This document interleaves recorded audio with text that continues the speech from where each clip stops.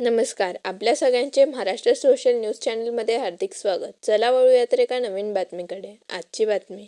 साखरेच्या दरात गेल्या 2 महिन्यात तब्बल 29 रुपयांची वाढ झाल्याचा दावा करत उद्धव बाळासाहेब ठाकरे गटाच्या महिला पदाधिकारी व कार्यकर्त्यांनी धुळ्यात आंदोलन केले. SRP पेट्रोल पंपासमोर नागरिकांना साखर वाटप करत शासनाच्या धोरणाचा निषेध करण्यात आला. वाढती महागाई आणि जीवनावश्यक वस्तूंच्या दरवाढीवर तातडीने नियंत्रण आणण्याची मागणी यावेळी करण्यात आली. भारताचं सरासरी साखरेचं उत्पादन हे 370 ते 380 लाख टन आहे. आणि आपल्याला भारतात साखरेची जी मर्यादा आहे ती 270 ते 280 लाख टन भारताला दरवर्षी लागते.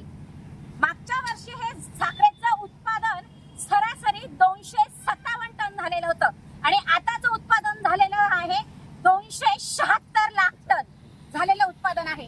मग आम्हाला असं म्हणायचं आहे की मागचा हंगामी गाळप जो झालेला होता तो 257 लाख टन हजार असताना देखील त्यावेळेस तो साखरेचे दर हे स्थिर होते आणि आताच्या याला 276 लाख टन गाळप हंगाम झालेला असताना देखील साखरेचे दर का वाढवण्यात आलेले आहे?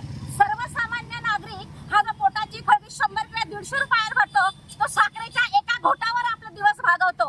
ह्या सरकारने तो घोट देखील साखरेचा कडू केलेला आहे आणि अशा या सरकारच्या विरोधात आम्ही धिक्काराने निषेध नोंदवतो.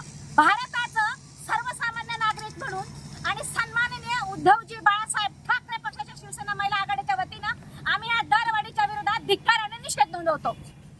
आम्ही साखर वाटपाचं आंदोलन केलेलं आहे कारण की साखर मुळात ही गोड असते, परंतु विद्यमान सरकारने या साखरेला देखील कडू करण्याचा घाट घातलाय आणि ती कडू करून टाकलेली आहे. सर्वसामान्यांच्या खिशाला परवडणारे हे दर नाही. आतापर्यंत इतिहासात साखरेचे दर स्थिर राहिलेले आहेत, थोडेफार 2-4 रुपयांनी वाढलेले आहेत, परंतु आता मात्र 15 आणि 20 रुपयाची वाढ ही अतिशय चुकीची आहे.